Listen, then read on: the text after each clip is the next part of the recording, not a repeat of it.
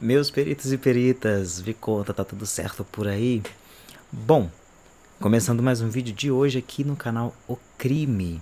E como vocês já viram no título, hoje a gente vai falar sobre o caso do Bernardo Boldrini. E como eu sempre vou dizer aqui pra vocês, casos que envolvem crianças são casos muito mais delicados e principalmente casos que acontecem, assim como aconteceu no decorrer do caso do Bernardo, com requintes aí de crueldade, né, contra a vítima, é um pouco mais complicado para mim. Foi complicado escrever esse roteiro e eu tenho a plena absoluta certeza que vai ser complicado gravar esse vídeo porque aconteceram muitas coisas no decorrer do caso que são coisas completamente comoventes e assustadoras. Tá? Então, algumas pessoas já conhecem sobre o caso. Esse caso aconteceu em Santa Maria, no Rio Grande do Sul. E a gente vai contar um pouquinho aqui para vocês um resumo no modo geral sobre o assunto. E eu espero que vocês, né, curtam aí o vídeo. Já não esquece aí de deixar o like no vídeo antes de eu começar a contar mais sobre o caso. Se inscreve no canal se você ainda não for inscrito. Você que está vindo pelo vídeo, né, o famoso vídeo da Flor de Lis, que tá indo muito bem aqui no canal. Muito obrigado, sejam todos muito bem-vindos. A galera que está se inscrevendo, eu tô achando uma experiência completamente maravilhosa tá gravando esses vídeos para vocês. E eu espero muito que vocês curtam os próximos vídeos que vão estar saindo. Então, para isso, vocês precisam ativar o sininho para receber a notificação dos vídeos que eu for postando por aqui. E se você quer ver algum caso específico falado aqui no canal, é só deixar nos comentários e todos os casos que foram sugeridos eu vou estar gravando para vocês, tá bom? Então, vamos lá? Toca pra vinheta.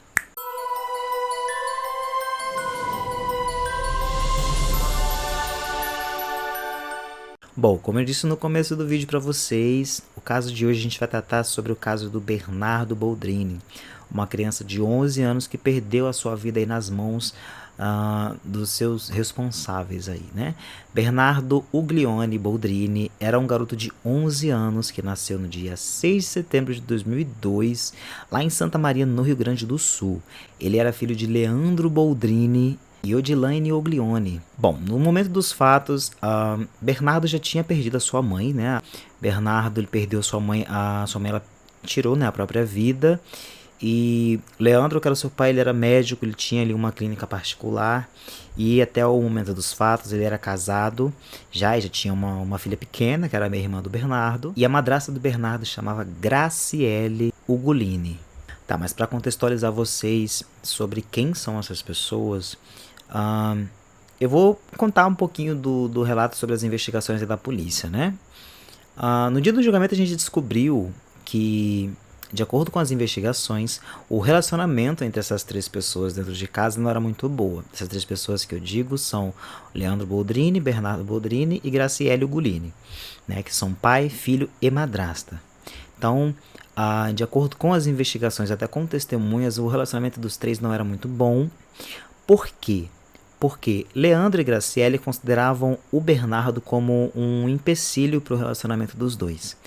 Eles consideravam o Bernardo como uma pedra no sapato para o relacionamento, né? Para o casamento dos dois. E por que eu já estou citando momentos do julgamento como início da história? Não seria o início da história, mas são detalhes que, para vocês entenderem o decorrer do caso, vocês precisam já saber o que aconteceu lá na frente. Porque o que acontece, gente? No julgamento das pessoas envolvidas nesse crime, a defesa de Leandro Boldrini, o pai, ele apresentou aí alguns vídeos gravados na época que o Bernardo ainda estava vivo, que foram gravados pelo pai, né? Alguns gravados pelo pai, outros gravados pela madrasta. E quais são os conteúdos desses vídeos? No julgamento, a defesa, né, do pai queria alegar que Bernardo tinha alguns problemas psicológicos, alguns transtornos, né, de bipolaridade, e que o garoto tinha alguns problemas, alguns transtornos psicológicos.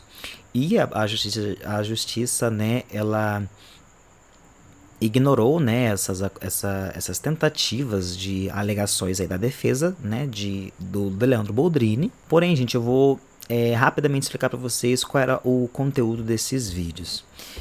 Basicamente, quando acontecia alguma briga, algum desentendimento dentro de casa, o Leandro ele pegava um celular escondido e gravava o comportamento do Bernardo. e em sua grande maioria eram brigas entre Bernardo e a madrasta. Em um desses vídeos, inclusive, a gente tem uma fala da madrasta que é completamente problemática e que foi uma grande polêmica quando teve o julgamento. A fala de Graciele foi a seguinte, abre aspas, eu vou até ler para vocês. Vamos ver quem vai para debaixo da terra primeiro, fecha aspas. E tem mais uma outra que a fala dela é a seguinte, abre aspas, prefiro apodrecer na cadeia do que ficar nessa casa contigo incomodando, fecha aspas.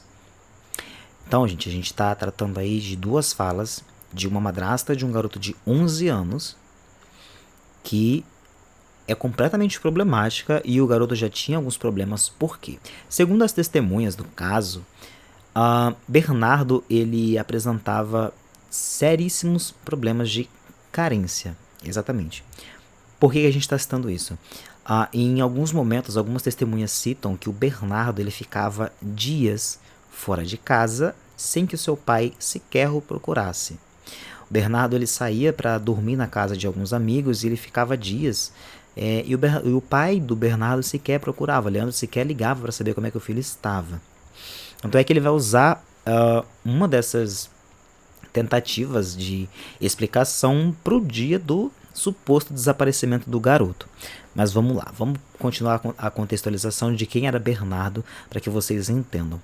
Bernardo era uma criança de 11 anos que era carente, mas ela, ao mesmo tempo ela era extremamente carinhosa, era um garoto que amava, né, a pequena ali, que era a sua meia-irmã, que era a caçula.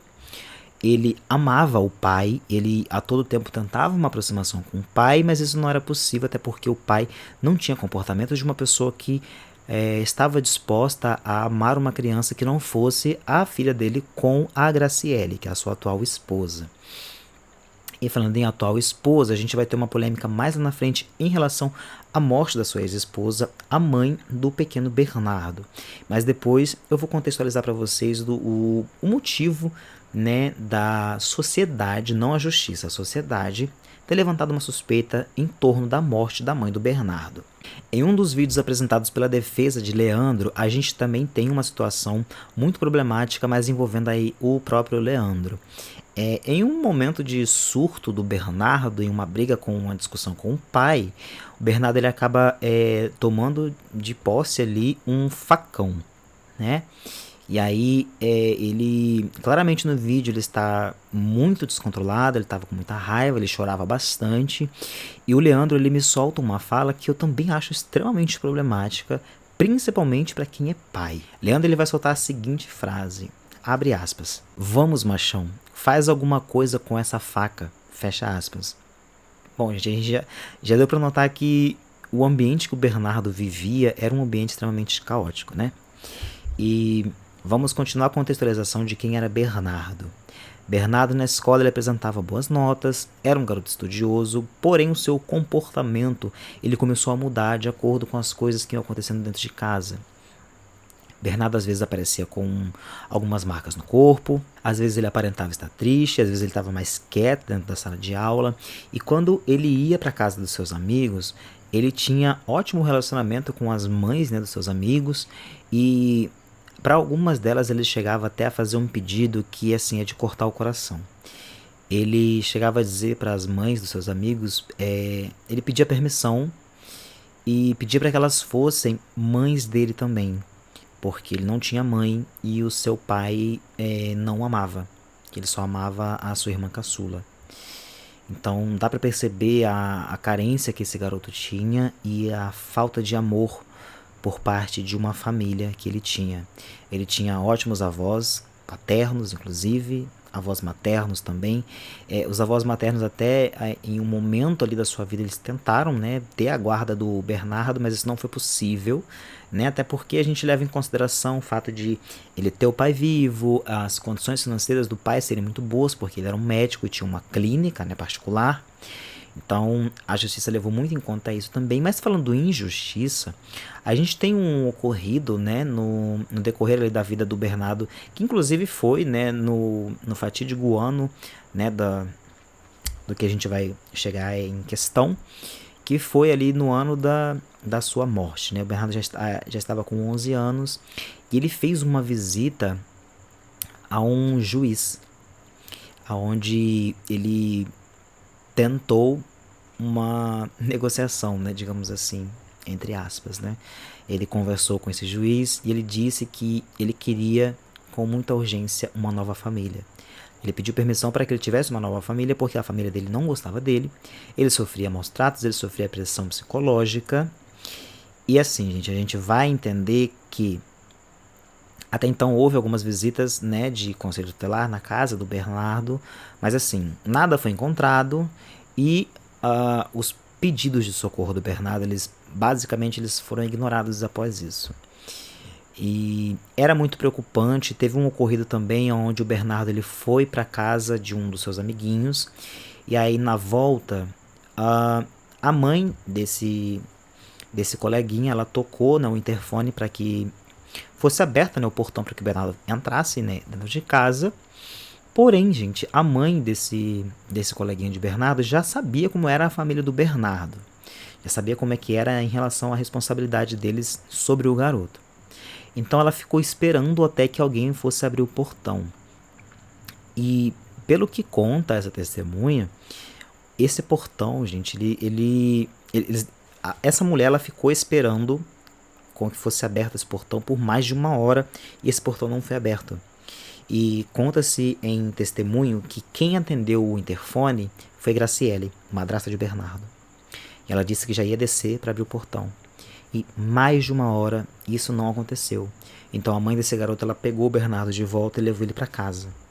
Então assim, era nítido, tinham todos os sinais que estavam muito claros que Bernardo precisava de ajuda, e isso levantou também muita questão em relação à proteção e ao apoio às crianças, né, por parte da justiça, né, que foi uma polêmica muito grande depois do ocorrido contra a vida do pequeno Bernardo. Bom, em abril de 2014 foi quando a polícia recebe a primeira ligação vinda da parte do pai de Bernardo em relação a um suposto desaparecimento do garoto. O que acontece? A data da ligação foi no dia 6 de abril, num domingo. O que conta Leandro Boldrini? Ele conta que Bernardo, no dia 4, na sexta-feira, teria saído para casa de um colega e ia dormir lá até o domingo, o dia 6. E aí Leandro conta na ligação para a polícia que no dia 6 ele sai do seu apartamento e vai buscar o pequeno Bernardo na casa desse colega. Porém ele supostamente descobre que Bernardo nunca teria chegado ao local que era para ele ter dormido, que era a casa do seu colega. Então ele decide, né, ligar ali para a polícia, relatar o desaparecimento. Então assim, é muito questionável porque se você tem um filho pequeno, obviamente que a gente está falando de mim, de você que é pai, de você que é mãe, mas não seria o caso de Leandro Boldrini, até porque, pelos relatos que a gente tem até agora no vídeo sobre o caso, a gente sabe que Leandro nunca foi pai. E mais à frente eu vou contar para vocês alguns relatos que aconteceram no julgamento que provam que Leandro nunca foi pai. Quando eu falo sobre mim e você, a gente entende a seguinte situação. Quando a gente tem um filho e esse filho, por algum acaso, ele vai dormir na casa de um colega de escola, um amiguinho de infância, a primeira coisa que, por natureza de quem é pai ou de quem é mãe, o que a gente faz é, ou a gente garante a segurança do nosso filho em levá-lo até o local, ou assim que ele saísse de lá, a gente entrasse em contato com as pessoas que vão até lá, ou as pessoas que moram lá, e entrasse em contato assim que ele chegasse, para a gente se certificar que o nosso filho está em segurança. Isso gera muito questionável, isso já foi uma suspeita para a polícia, porque Leandro não teve esse comportamento. Até porque esse relato de Leandro a gente vai descobrir depois que ele é falso. Bom, e o caso vai parecer um pouquinho confuso para vocês em relação à ordem cronológica, mas eu vou deixar tudo bem explicadinho para vocês entenderem tudo. Assim que a ligação foi feita para a polícia, já começaram-se, né, as buscas e a polícia vai chegar em uma peça testemunha, não testemunha, mas uma peça-chave do caso, que é Edelvânia.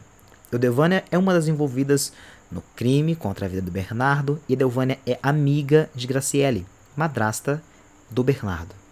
Como é que a polícia vai chegar em Edelvânia?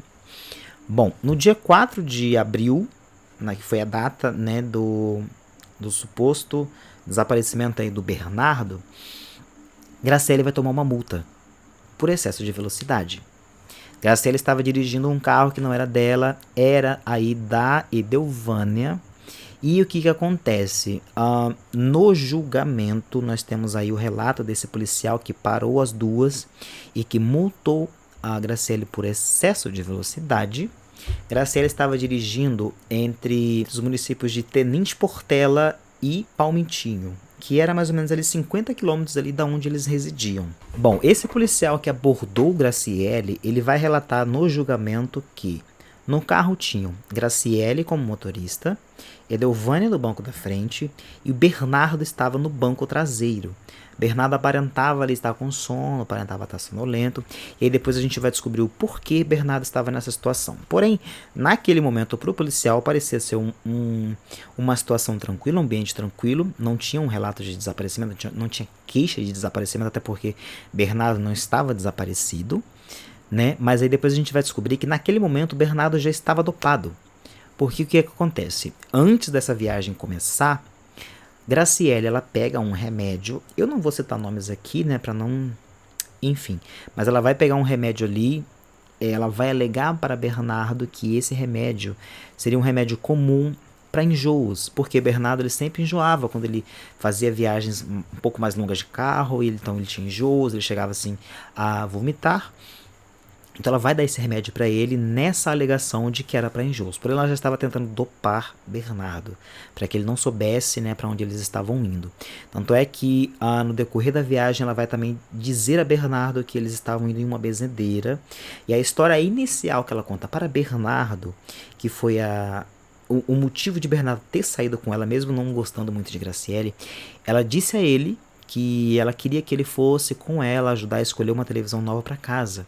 Então Bernardo, na pura inocência de uma criança que precisava, que era muito carente, ele foi com Graciele achando que aquilo era uma tentativa de aproximação dos dois.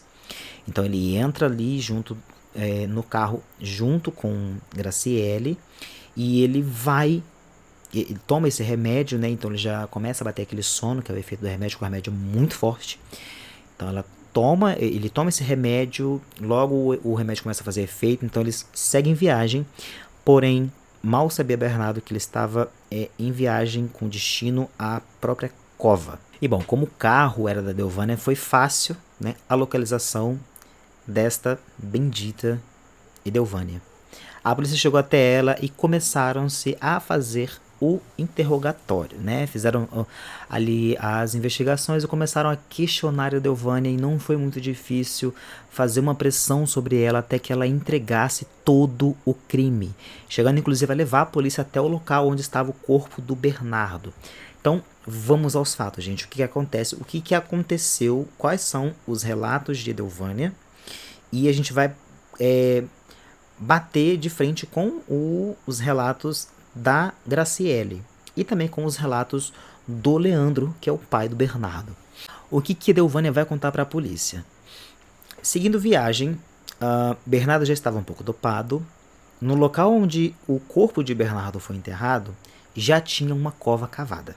E o que acontece? No julgamento foram apresentadas ali notas de compra de uma cavadeira, notas de compra de soda cáustica, mas isso tudo é para contextualizar vocês do que foi feito com o pequeno Bernardo. Bom, Bernardo, depois de ter sido dopado pela primeira vez através de comprimidos, assim que chegaram no local, Edelvânia conta que Graciele ela aplica uma dose desse mesmo remédio, só que agora intravenosa, né, através de veias. Ela aplica uma segunda dose em Bernardo e essa dose ela vai ser fatal para o garoto de 11 anos. Então é um remédio muito forte. Depois eu vou contar para vocês como é que ela conseguiu todos esses remédios, né, que não são remédios à livre compra. E a segunda dose, né, que ela deu aí para ele, que foi intravenosa, ela não é vendida, gente, tá? A primeira dose a gente tem a comprovação depois que ela, sim, ela efetuou uma compra na farmácia, mas aí depois eu vou contextualizar vocês de como é que aconteceu isso. E a segunda dose vocês vão entender depois, que são os relatos aí que são contados no julgamento, não foram comprados, tá? Mas eu já vou contar pra vocês como é que ela conseguiu esses remédios. Bom, dose de remédio aplicada no corpo de Bernardo. Assim que as duas percebem que Bernardo perdeu a vida, elas vão colocar o corpo do garoto dentro dessa cova rasa. Elas vão jogar a soda cáustica em cima do corpo desse garoto na intenção de que a soda cáustica corroesse, né, a carne desse garoto o mais rápido possível. E o intuito era que o corpo não exalasse odor algum. Então elas logo em seguida elas vão jogar a terra ali sobre o corpo do garoto e perdão, gente. Assim que elas conseguem cobrir, né, o corpo do garoto, elas colocam umas folhagens ali em cima, elas se retiram do local e Graciele tem a frieza de, assim que ela cometeu esse ato contra a vida do garoto, ela foi em uma loja de eletrodomésticos. No julgamento foi apresentado as câmeras de segurança desse local. Ela chega no local, junto com Graciele, ela efetua a compra de uma televisão para ter como álibi, e depois ela volta para casa como se nada tivesse acontecido. E aí, de imediato, né, com os relatos aí da Delvânia para a polícia, o corpo do garoto ele foi encontrado no dia 14, né, do mesmo mês, e de imediato foi feita as prisões. Foram presos Leandro Boldrini, Graciele Ugolini, a Delvânia e o irmão de Delvânia. E já já vocês vão entender o porquê que o irmão da Delvânia também foi preso. O irmão de Delvânia se chamava Evandro, porém ele não foi preso no mesmo período em que as outras 3 pessoas foram presas. Ele foi preso um mês depois, que foi em maio, né, porque a polícia tinha fortes suspeitas de que Evandro também teria participado do crime, até porque em um período específico em que Evandro tirou férias do trabalho, ele foi visto por testemunhas e ele também diz que ele esteve no local onde o corpo do Bernardo foi encontrado, porque esse corpo ele foi enterrado próximo a um lago, mas ele conta para a polícia que ele estava naquele momento ali em pesca. Porém, alguns biólogos que também foram envolvidos no caso em relação a algumas pesquisas e algumas investigações, eles contam que naquele local não haviam peixes, então não seria possível haver pesca. Mas aí, mesmo com essa tentativa de álibi, Evandro foi preso. Bom, a autópsia do garoto Bernardo aconteceu e foi encontrada uma grande concentração dessa medicação que foi aplicada no garoto, nos rins, no fígado e no estômago, né? Que é o que comprova aí que o garoto ele não só fez o uso dessa medicação via oral, né, através de comprimidos, mas também foi aplicado nele, né, através de intravenosa, né, que foi a aplicação aí por veias, né, através de uma seringa.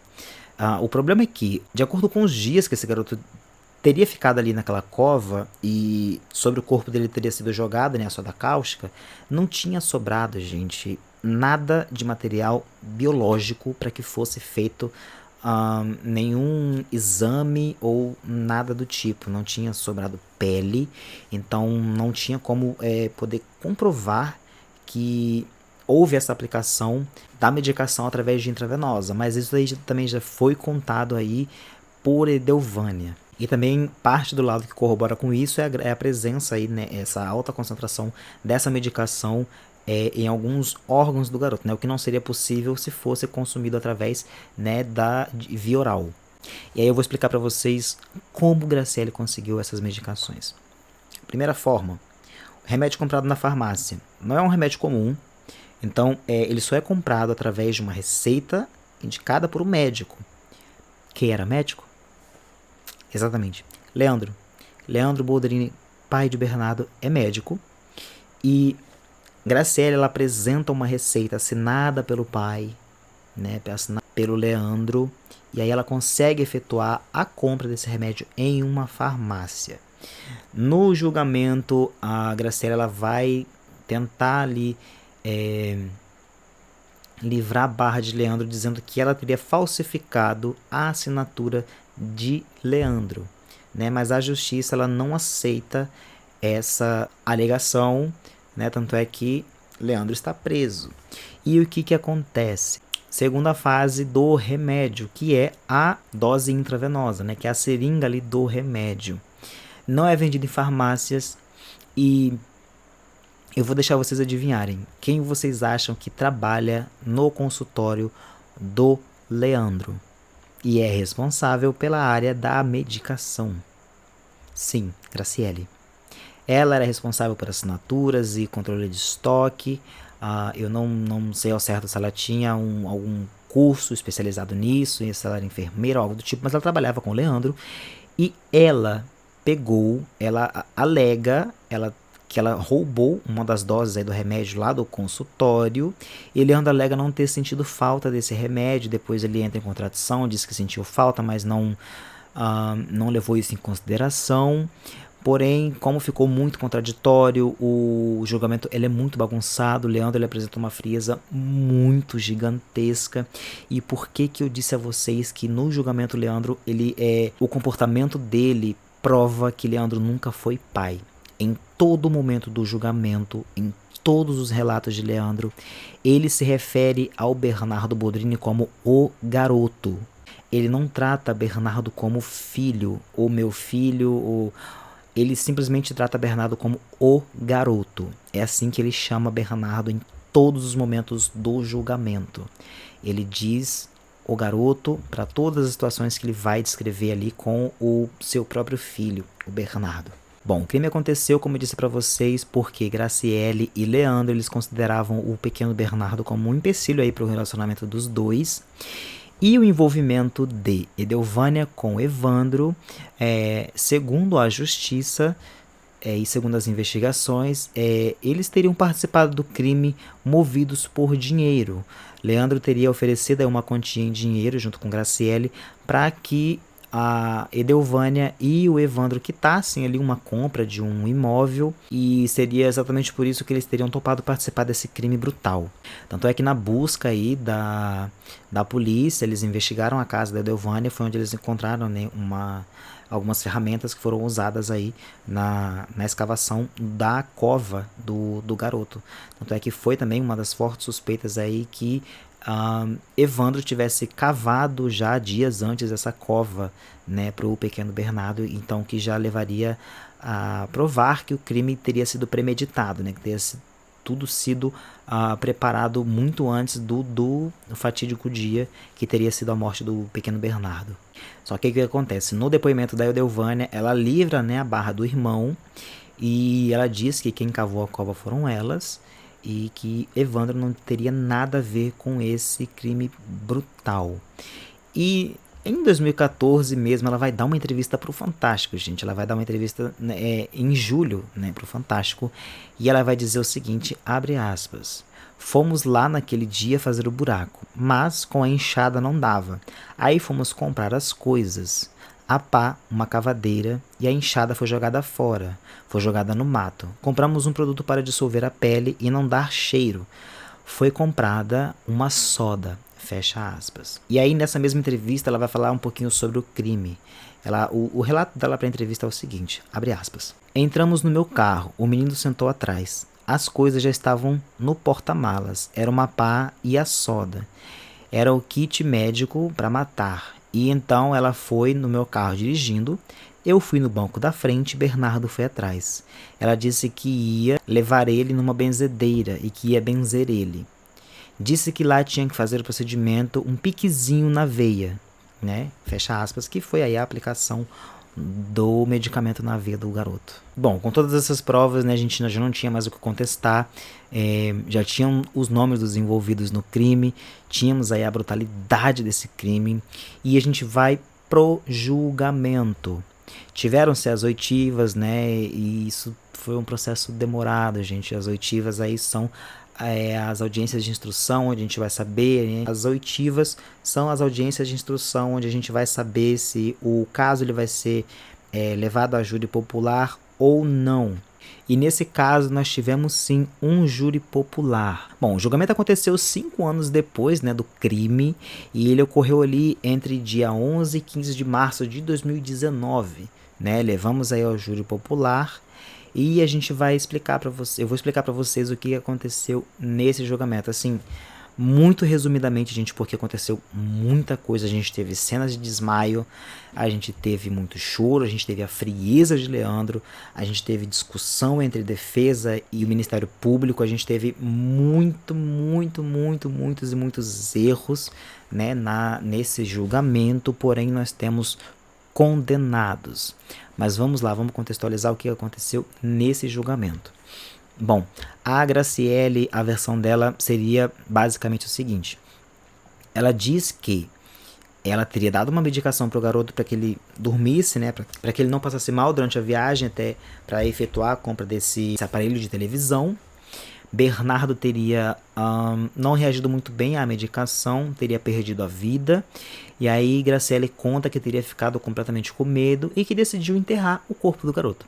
Simples assim. Isso já bate de frente aí com a versão contada por Edelvânia, que é totalmente oposta à versão da Graciele. Né? Graciele, ela livra ali a barra de Leandro, porém Edelvânia, ela vai contar toda a versão que seria a versão encarada pela justiça aí como a versão real dos fatos, né? Que seria aí um crime premeditado e que Graciele seria a assassina e que Leandro também estaria envolvido diretamente no caso. E no caso de Leandro, a versão dele é que Graciele e Edelvânia teriam matado o garoto e ele não estaria envolvido nesse crime, que já é de extrema frieza só pelo modo dele tratar o filho dele por o garoto. Isso é muito, gente, isso é muito problemático, muito sério, e foi um dos fatos que a justiça levou muito em consideração, o júri levou muito em consideração na hora de julgar a inocência ou a culpa de Leandro, porque Leandro, se vocês, esse caso, né, o julgamento ele foi transmitido em rede nacional, foram feitas algumas transmissões por alguns sites, né, alguns canais, e tem aqui disponível no YouTube. Vocês conseguem ver na íntegra todo o julgamento, todo o depoimento de todos eles. E o de Leandro é o que mais vai assustar vocês em relação à frieza dele. Então, não é uma coisa que eu acho ou que alguém poderia ter achado no julgamento, mas é uma coisa que vocês mesmos podem ver. Se vocês fizerem a pesquisa aqui, né, do julgamento, no caso Boldrini, vocês vão ver a frieza no depoimento, nos depoimentos do Leandro, que é o pai de um garoto que perdeu a vida e por culpa deles. E bom, como eu disse para vocês, Graciela ela teria afirmado, né, ela teria reafirmado a versão de que Leandro era inocente e que ela teria falsificado a assinatura para conseguir comprar a medicação, né? A gente na verdade teve várias versões aí de depoimentos deles, que foram mudando, teve contradições e as versões finais foram essas, né? Mas a justiça não levou em consideração isso e não encarou o Leandro como uma pessoa inocente. E bom, e no final da versão aí de Graciele, ela ainda afirma, né, essa tese de que ela teria matado o garoto acidentalmente, e ela ainda afirma que a Edelvânia tentou, né, ela quis levar Bernardo já no hospital, mas que Bernardo já estava sem vida. E na versão de Edelvânia, ela também vai colocar esse trecho na versão dela. Ela conta aí que Graciele teria tirado a vida do garoto e que ela queria ir de imediato para a delegacia, porém ela teria sido ameaçada por Graciele. E bom, no julgamento também, a cena de desmaio que eu falei para vocês foi justamente da Edelvânia, que foi um momento específico em que Edelvânia ela chora muito no julgamento. Quando ela tá contando as versões dela, quando ela tá sendo interrogada, ela chora muito. E aí, um momento específico onde ela tá tentando livrar um pouco a barra do seu irmão, o Evandro, ela chega a desmaiar. Tem tudo isso documentado aqui no YouTube, gente. Se vocês precisarem, vocês vão achar esse julgamento na íntegra. Tudo que eu tô falando pra vocês aqui, tem tudo gravado em vídeo. Vocês conseguem ver tudo. Inclusive essa cena de desmaio da Edelvânia, que ficou muito famosa, né, na época do caso, né, do julgamento. sobre o assassinato do pequeno Bernardo. Bom, as tentativas de defesa e suas alegações de inocência não funcionaram perante a justiça. E no dia 5 de março de 2019, a gente tem aí a leitura das sentenças dos envolvidos no caso. E eu vou explicar para vocês aqui quais foram as sentenças e vou explicar para vocês a reviravolta que teve ali no finalzinho, né? Mas que a família do Bernardo, no caso os avós de Bernardo, tiveram esse gostinho de justiça feita, por mais que a gente sabe que a relação à justiça no país, aqui no Brasil, ela é muito estreita e ela é muito falha.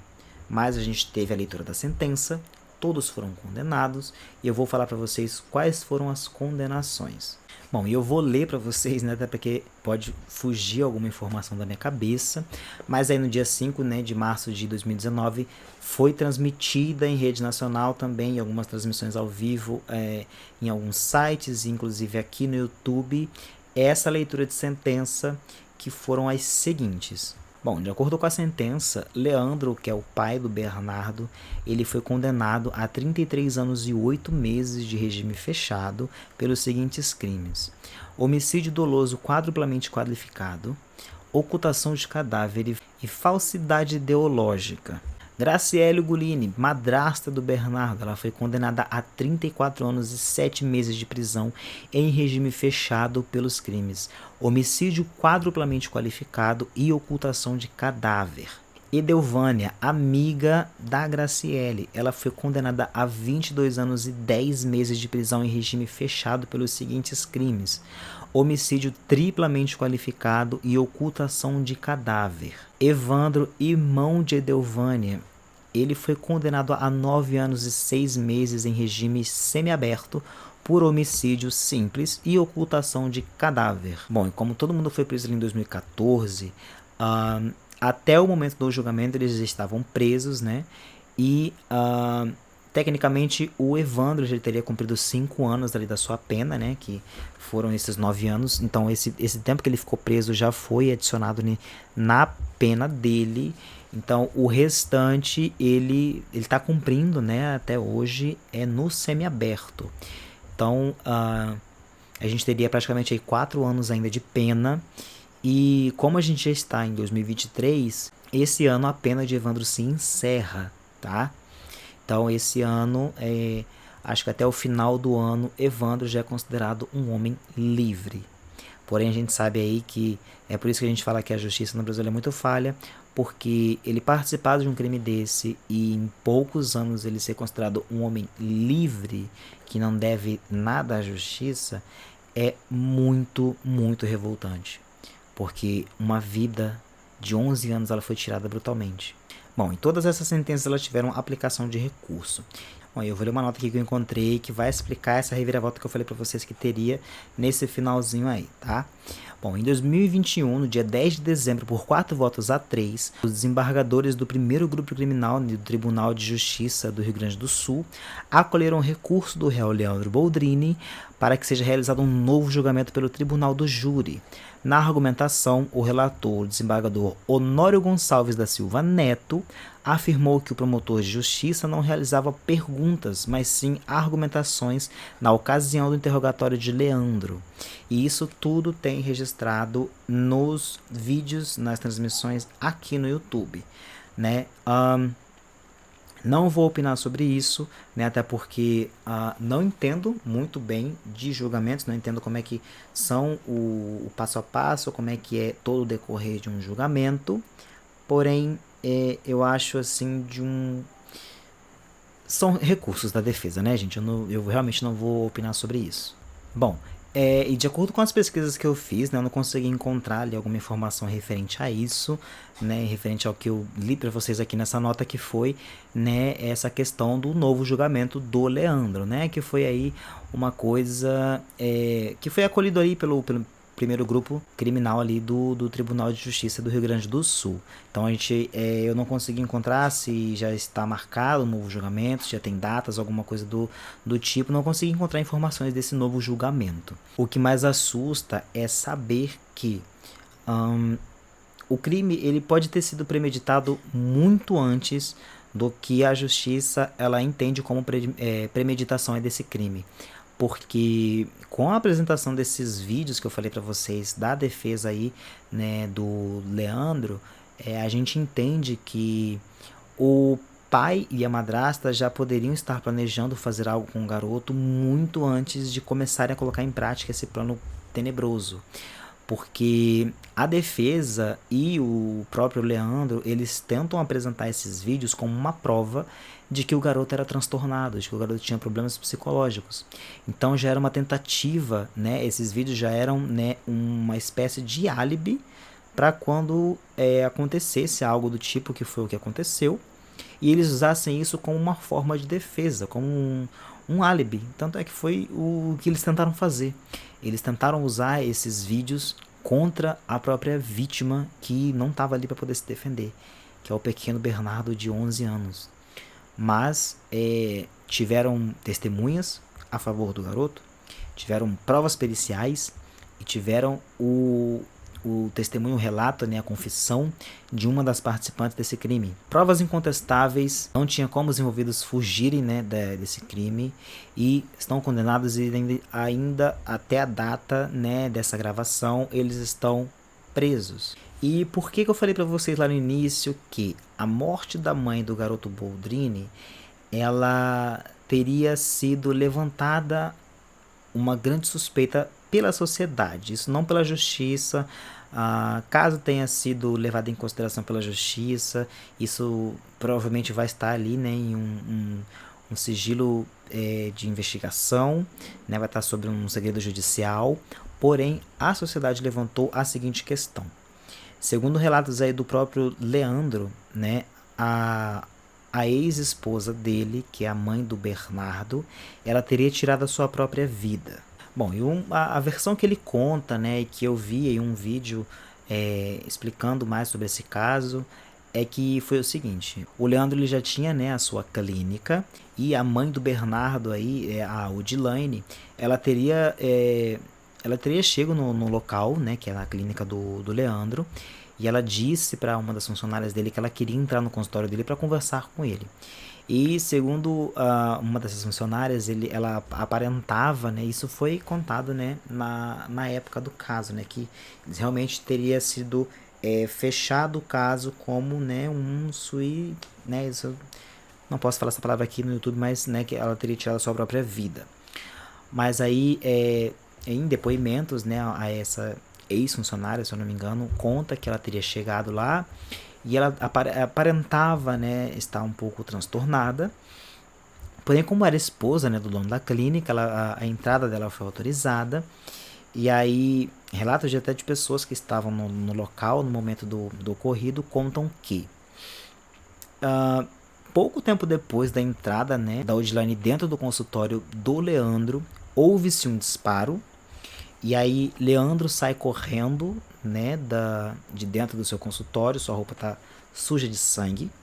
E aí ele chama todo mundo para correr para fora da clínica.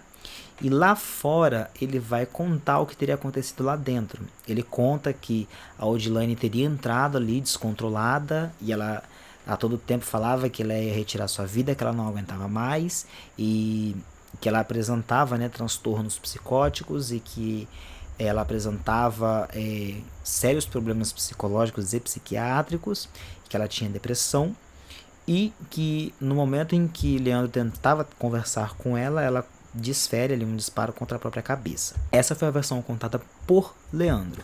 E por que a sociedade ela levanta uma suspeita depois de anos do caso, né, desse ocorrido em relação à morte da Odilane? Com a apresentação desses vídeos apresentados pela defesa de Leandro, Leandro tecnicamente ele teria dado um tiro no próprio pé, porque através dos vídeos é provado que o comportamento deles com o garoto não era comportamento de paz e nitidamente mostrava que Leandro fazia torturas psicológicas com o garoto. Então o que acontece? A sociedade ela começa a desconfiar do suposto comportamento dele com a mãe de Bernardo. Porque em alguns vídeos apresentados pela defesa, Ouve-se que Leandro diz que Bernardo ficaria louco igual a sua mãe. Então, isso são uma das provas aí da tortura psicológica que era feita com o Bernardo. E a sociedade começa a suspeitar que esse comportamento também havia acontecido com Odilane. Que Leandro teria feito pressões e pressões e torturas psicológicas com Odilane, até o ponto em que ela não aguentasse mais e cometesse o ato de tirar a própria vida. Porém, meus peritos e peritas, a sociedade também vai levantar uma outra suspeita, que seria em que Odilane não teria tirado a sua própria vida, e sim Leandro teria tirado a vida de Odilane dentro do consultório dele. Como não tinha câmeras de segurança ali dentro, também não tinha outras testemunhas dentro do consultório, ele teria feito esse ato, teria tirado a vida da Odilane e teria saído correndo, alegado em que ela teria se descontrolado e tirado a sua própria vida, né, alegando aí esses transtornos psicológicos da Odilane. São transtornos esses que são negados pela família dela, né? Que alega que Odilane não tinha esses problemas psicológicos e que o casamento dos dois não tinha paz. Bom, mas no fim nós temos o seguinte: Bernardo não tinha literalmente uma mãe, ele não tinha um pai, ele vivia num ambiente completamente tóxico em que se fazia tortura psicológica e em algumas vezes física. E no final de tudo nós temos aí um crime brutal, onde a vida de um garoto de 11 anos é tirada friamente por pessoas que deveriam protegê-lo, mas que foram responsáveis por uma vida completamente sofrida, com falta de carinho e de afeto, e que resultou no final em uma morte trágica e brutal. E esse crime ele aconteceu por interesses amorosos, por parte de pai e de madrasta. Esse crime ele aconteceu por interesse financeiro, por parte dos ajudantes, que seriam Edelvani e Evandro. Esse crime ele aconteceu com base em uma desumanidade, com base em pessoas que não deveriam ser chamadas de seres humanos. E que a memória do pequeno Bernardo ela se mantenha viva e que esse caso sirva de exemplo para que a justiça se empenhe mais em proteger as crianças, ouvir o pedido de socorro delas, jamais negar ajuda para quem pede socorro. E o que nos conforta é saber que Bernardo nesse momento está com a sua alma descansando depois de longos 11 anos sofrendo nas mãos de quem deveria amá-lo. Eu sou o Nakamura, esse aqui é o canal O Crime, e é com muito pesar que a gente até hoje deseja os nossos profundos sentimentos à verdadeira família de Bernardo Boldrini. E a gente vai preferir chamar no finalzinho agora como simplesmente o pequeno Bernardo, porque Boldrini é o sobrenome da pessoa que deveria amá-lo e tirou sua vida. Então a gente vai lembrar simplesmente do pequeno Bernardo, um anjo que visitou a Terra e que teve uma família que não era digna de tê-lo. Que Bernardo descanse em paz e que a sua vida seja encarada como uma das memórias mais bonitas e inocentes que a gente já teve até hoje. Muito obrigado por assistir esse vídeo até aqui. Se você gostou, deixa seu like, se inscreve no canal, ativa o sininho para notificação dos próximos vídeos. E muito obrigado a todo mundo que está dando apoio para o canal crescer. Eu sou o Nakamura e esse foi mais um vídeo aqui no canal O Crime. Até o próximo vídeo.